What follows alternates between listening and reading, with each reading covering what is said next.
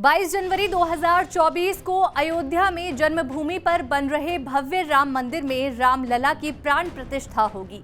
यकीनन ये गोरक्षपीठ के लिए एक सपने के साकार होने जैसा होगा। करीब 100 साल से पीठ की 3 पीढ़ियों का ये सपना रहा है। अपने अपने समय में इस दौरान राम मंदिर को लेकर होने वाले संघर्ष की पीठ के तब के पीठाधीश्वरों ने अगुवाई की थी। पीढ़ियों का ये संघर्ष अब मंदिर के रूप में हर्ष का प्रतिरूप सा दिखेगा।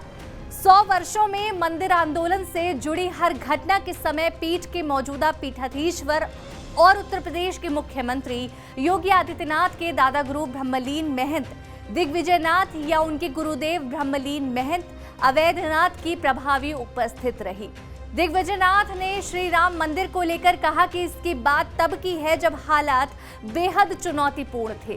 उस समय कांग्रेस की आंधी चल रही थी, धर्मनिरपेक्षता का नारा उफान पर था, हिंदू और हिंदुत्व की बात करना अराष्ट्रीय माना जाता था। उन हालातों में भी वह सड़क से लेकर संसद तक मंदिर आंदोलन के मुखर और निडर आवाज थे। महंत अवैधनाथ का तो ताउम्र सपना था कि उनके जीते जी ये काम हो जाए। वह मंदिर आंदोलन से जुड़ी शीर्ष संस्थाओं के शीर्ष पदाधिकारी भी थे। जब मंदिर आंदोलन चरम पर था तो उनकी ही वजह से गोरक्षपीठ अयोध्या के बाद इसका केंद्र बन गया था। संयोग से अपने योग्य शिष्य योगी आदित्यनाथ की देखरेख में इस सपने को साकार होते देख उनकी आत्मा जरूर खुश होगी। खासकर ये देखकर कि देश और दुनिया के करोड़ों हिंदुओं के आराध्य मर्यादा पुरुषोत्तम भगवान श्री राम की जन्मभूमि पर करीब 500 वर्ष के इंतजार के बाद 5 अगस्त 2020 को भव्यतम मंदिर की बुनियाद उनके शिष्य मुख्यमंत्री योगी आदित्यनाथ की उपस्थिति में प्रधानमंत्री नरेंद्र मोदी ने रखी। ये भी सबको मालूम होना चाहिए कि राम मंदिर के बाबत सुप्रीम कोर्ट का फैसला आने के बाद राम मंदिर न बनने तक टेंट से हटाकर चांदी के सिंहासन पर एक अस्थायी ढांचे में ले जाने का काम योगी ने ही किया था। मंदिर आंदोलन के इतिहास पर गौर करें तो पता चलेगा कि देश की जंगे आजादी और आजादी के तुरंत बाद के वर्षों में जब हिंदू और हिंदुत्व की बात करना भी गुनाह था, तब योगी आदित्यनाथ के दादा गुरु ब्रह्मलीन महंत दिग्विजयनाथ ने गोरक्षपीठीश्वर और सांसद के रूप में हिंदू हिंदुत्व की बात को पुरजोर तरीके से उठाया।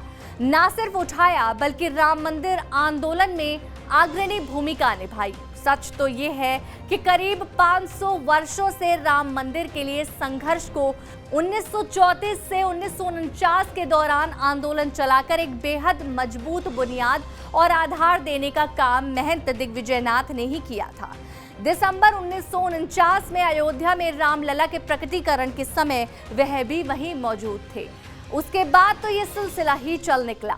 90 के दशक में जब राम मंदिर आंदोलन चरम पर था, तब भी गोरक्षपीठ की ही केंद्रीय भूमिका रही। मंदिर आंदोलन से जुड़े सभी शीर्षस्थ लोगों अशोक सिंघल, विनय कटियार, महंत परमहंस रामचंद्र दास, उमा भारती, रामविलास वेदांती आदि का लगातार पीठ में आना जाना लगा रहता था। उनके इस बाबत तब के गोरक्षपीठीश्वर ब्रह्मलीन महंत अवैधनाथ से लंबी गुफ्तगू होती थी। यही नहीं, 1984 में शुरू राम जन्मभूमि मुक्ति आंदोलन के शीर्षस्थ नेताओं में शुमार महंत अवैधनाथ आजीवन श्री राम जन्मभूमि मुक्ति यज्ञ समिति के अध्यक्ष व राम जन्मभूमि न्यास समिति के सदस्य रहे। बतौर उत्तराधिकारी महंत अवैधनाथ के साथ 2 दशक से लंबे समय गुजारने वाले उत्तर प्रदेश के मौजूदा मुख्यमंत्री योगी आदित्यनाथ पर भी इस पूरे परिवेश की छाप पड़ी। बतौर सांसद उन्होंने अपने गुरु के सपने को आवाज दी। मुख्यमंत्री होने के बावजूद अपने पद की गरिमा का पूरा ख्याल रखते हुए कभी राम और रामनगरी से दूरी नहीं बनाई। गुरु के सपनों को अपना बना लिया। नतीजा सबके सामने है। उनके मुख्यमंत्री रहते हुए श्री राम मंदिर के पक्ष में देश की शीर्ष अदालत का फैसला आया। देश और दुनिया के करोड़ों राम भक्तों, संतों, धर्माचार्यों की मंशा के अनुसार योगी की मौजूदगी में ही प्रधानमंत्री नरेंद्र मोदी ने राम जन्मभूमि पर भव्य एवं दिव्य राम मंदिर की नींव रखी। युद्ध स्तर इसका निर्माण भी जारी है। बतौर मुख्यमंत्री योगी आदित्यनाथ जितनी बार गए, अयोध्या को कुछ न कुछ सौगात देकर आए। उनकी मंशा अयोध्या को दुनिया का सबसे खूबसूरत पर्यटन स्थल बनाने की है। इसके अनुरूप ही अयोध्या के कार्यकल्प का काम जारी है।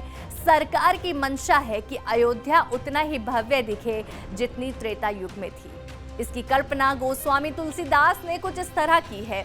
अवधपुरी अति रुचिर बनाई, देवन सुमन वृष्टि झरी लाई। अयोध्या के स्वरूप की एक झलक दीपोत्सव के दौरान दिखती हुई है। कार्यकल्प के बाद ये स्वरूप स्थायी हो जाएगा। तब भगवान श्री राम की अयोध्या कुछ वैसी ही होगी जिसका वर्णन उन्होंने खुद कभी इस तरह किया था। अवधपुरी समप्रिय नहीं सो, ये प्रसंग जानई कौ कौ। जन्मभूमि ममपुरी सुहावनी, उत्तर दिशि वह सरजू पावनी।